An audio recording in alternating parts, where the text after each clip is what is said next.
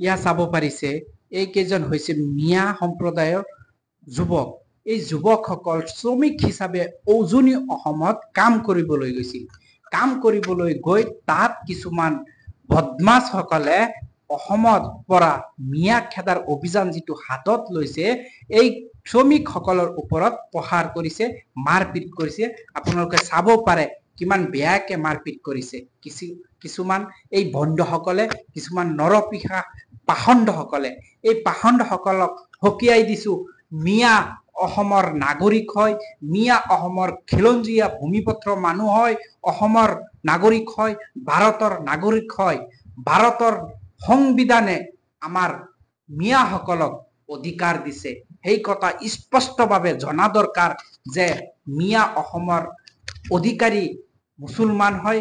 মিয়া মানুহক আপোনালোকে যিটো অত্যাচাৰ কৰিছে সেইটো কেতিয়া সহ্যকৰ নহয়। অসমৰ ৰাইজ আপোনালোকে এবাৰ ভাবক, যিসকল শ্ৰমিকে নিজৰ পৰিয়ালক পোহপাল দিবলৈ নিজৰ পেটাৰ তাৰণত গৰীব দুখীয়াসকল নিজৰ জিলাৰ পৰা আন এটা জিলালৈ গৈ তাত কাম কৰি নিজৰ পৰিয়ালক পোহপাল দিবলৈ যিটো কৰ্ম কৰি আছে, সেই কৰ্মটো গৈ সিহঁতৰ লাত মাৰি এই মিয়াসকলক পঠিয়াই দি আছে। কিমান জঘন্য সাংঘাতিক মানুহ হয় এইবিলাক, এবাৰ আপোনালোকে চিনি থওক। এইবিলাক যদি আপোনালোকে চিনি নথয় ভৱিষ্যত আপোনাৰ বেয়া হ'ব। আৰু মিয়াসকলক আমি এটা আহ্বান জনাইছো, বহি থকাৰ সময় নহয়। মানুহ, আপোনাৰ জিলাৰ মানুহ, আপোনাৰ গাঁৱৰ মানুহ, আপোনাৰ সম্প্ৰদায়ৰ মানুহৰ ওপৰত যেতিয়া এনেকুৱা হাত উঠাব পাৰিছে, আঙুলি উঠাব পাৰিছে, এই সকলৰ বিৰুদ্ধে আপোনালোকে থিয় হওক। অসমৰ ৰাইজ আপোনালোকে সজাগ হওক। এই বন্ধক এতিয়া যিবোৰ অত্যাচাৰ চলিছে আপোনালোকে মুখ খোলক, ৰাজপথত নামক আৰু প্ৰশাসনৰ লগত সহযোগ দিয়ক। কাৰণ এই সকল মানুহে আপোনালোকৰ জীৱনক লৈ হেতালি খেলিছে। শ্ৰমিকৰ ওপৰত হাত উঠোৱা মানুহবোৰ কিমান সাংঘাতিক হ'ব পাৰে এবাৰ আপোনালোকে ভাবক। যিজন ব্যক্তিয়ে সদায় চকু থাকিব লাগে, যিজন ব্যক্তি হিন্দু, মুছলিম, খ্ৰীষ্টান যিকোনো সম্প্ৰদায়ৰ মানুহে সকলোকে জ্ঞান বিলাব লাগে। এতিয়া দেখা গৈছে যে মুখ্যমন্ত্ৰী নিজেই এই মিয়াক খেদাৰ অভিযানত জড়িত হৈ আছে। এবাৰ ভাবক আপোনালোকে ৰাইজ, এতিয়া বহি থকাৰ সময় নহয়। আপোনালোকে আহক, মাত দিয়ক। যিসকলে মিয়াৰ ওপৰত হাত উঠাইছে সেইবিলাক সন্দেহযুক্ত নাগৰিক হ'ব পাৰে। কাৰণ এজন খিলঞ্জীয়া মানুহে, এজন অসমীয়া হিচাপে অসমৰ সভ্যতা সংস্কৃতি বজাই ৰাখিবলৈ এই অসমীয়া এজনে এনেকুৱা কাম কৰিব নোৱাৰে। সকলোকে এটা অনুৰোধ কৰিম, যিসকল মিয়া সম্প্ৰদায়ৰ মানুহ আছে সকলোৱে সজাগ হওক, অন্যথা আপোনাৰ বিপদ হ'ব পাৰে।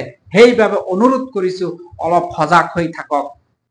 এই ভণ্ডকেইটা যিটো ভণ্ডামি কৰিব বিচাৰিছে, যি পাখণ্ডকেইটা আমাৰ সম্প্ৰদায়ৰ লোকৰ ওপৰত, শ্ৰমিকৰ ওপৰত হাত উঠাইছে, সেইসকল কোন হ'ব পাৰে এবাৰ আপোনালোকে বিবেচনা কৰক। এই অসমত সকলোৰে জীয়াই থকাৰ অধিকাৰ আছে। যিসকল অসমৰ নাগৰিক হয়, অসমৰ খিলঞ্জীয়া হয়, সেইসকলৰ এই অসমৰ ভূমিত সকলোৱে বাচি থকাৰ অধিকাৰ আছে। সেইবাবে অসমৰ মানুহে এখন জিলাৰ পৰা আন এখন জিলালৈ যাব, এখন ঘৰৰ পৰা আন এখন ঘৰলৈ যাব, এখন ৰাস্তাৰ পৰা আন এখন ৰাস্তালৈ যাব, এখন ধৰ্মৰ পৰা আন এখন ধৰ্মত গৈ বসবাস কৰিব, ফুৰিব, খাব, কথা পাতিব। সেইবোৰ এটা অসমীয়াৰ ক্ষেত্ৰত এইটো কোনো ধৰণৰ জামেলা নহয়, এইটো এটা ভাল সভ্যতা হয়।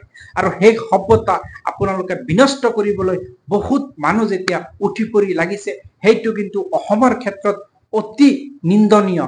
আপোনালোকে এবাৰ ভাবক যে অসমীয়া সংস্কৃতি, অসমীয়া সভ্যতা এইটো শিকাইছে নেকি যে মিয়াক প্ৰহাৰ কৰা, মিয়াক খেদাওৱা? আজিলৈকে কেইজন মিয়াক আপোনালোকে খেদিব পাৰিছে? খেদিব নোৱাৰে, কেতিয়াও নোৱাৰে। অসমৰ নাগৰিক হয়, অসমৰ খিলঞ্জীয়া হয়, এজন খিলঞ্জীয়া মানুহক আপুনি কেতিয়াও খেদিব নোৱাৰে। এটাই কৰিব পাৰিছে আপোনালোকে, অত্যাচাৰ কৰিব পাৰিছে, জুলুম কৰিব পাৰিছে, আপোনালোকে এই শ্ৰমিকসকলৰ ওপৰত হাত দিব পাৰিছে। ইয়াৰ বাহিৰে আপোনালোকে একোৱেই কৰিব নোৱাৰে। সংগঠনৰ মানুহ দেখিছো যে ইহঁতে মদ খাই খাই এই মিয়া সম্প্ৰদায়ৰ মানুহৰ ওপৰত এনেকুৱা অত্যাচাৰ জুলুম কৰিছে। এইবোৰ বন্ধ কৰক, নহলে এই অসমৰ মিয়া সম্প্ৰদায়ৰ মানুহ বহি নাথাকে। আমি অসমৰ শান্তি শৃংখলা সদায় বজাই ৰাখিব বিচাৰিছো। আমি মিয়া হিচাপে আমি কাৰোৰ লগত কাজিয়া জগৰা কৰিব বিচৰা নাই। আমি মিয়া হিচাপে আমি অসমত শান্তিভাৱে জীয়াই থাকিব বিচাৰিছো। আমাক শান্তিভাৱে জীয়াই থাকিবলৈ দিয়ক, আমাৰো অধিকাৰ আছে। আপোনালোকৰ হাতত ক্ষমতা আছে বুলি মিয়াক এইভাৱে অত্যাচাৰ কৰিব, এইটো কিন্তু ঠিক নহয়। ক্ষমতা চিৰদিন নাথাকে, যিকোনো মুহূৰ্তত খহি যাব পাৰে। সেইবাবে এবাৰ মানৱতাৰ খাতিৰত এইবোৰ আপোনালোকে বন্ধ কৰক। এজন মানুহ হৈ মানুহৰ ওপৰত অত্যাচাৰ কৰাটো একেবাৰে ঠিক নহয়, সেই কথা আপুনি জানে, কিন্তু ক্ষমতাৰ কাৰণে আপোনালোকে এনেকুৱা কৰি আছে।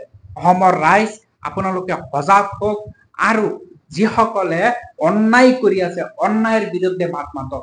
আৰু মিয়া সম্প্ৰদায়ৰ মানুহ যিসকল আছে আপোনালোকে অন্যায়ৰ বিৰুদ্ধে থিয় হওক। আমাৰ সাংস্কৃতিক সভ্যতা আপোনালোকে বজাই ৰাখক, কোনো বিশৃংখলা সৃষ্টি নকৰিব। শেষত এটা কথাই ক'ব বিচাৰিছো, অসমৰ পৰা মিয়াক খেদিব নোৱাৰে। অসমৰ নাগৰিক হয়, অসমৰ খিলঞ্জীয়া মুছলমান হয় এই মিয়াবোৰকতো খেদিব নোৱাৰে, মিয়াৰ এটা চুলি হিলাবও নোৱাৰে, কাৰণ মিয়া অসমৰ খিলঞ্জীয়া হয়। মিয়াৰ অধিকাৰ আছে, এই অধিকাৰ আমাৰ ভাৰতৰ সংবিধানে আমাক দিছে। সেইবাবে আমি এই অসমত আমি আছো আৰু থাকিম, আৰু ভৱিষ্যতলৈ থাকিম, যুগ যুগ ধৰি থাকিম। অসম আমাৰ হয়, সকলোৰে হয়। জয় আই অসম।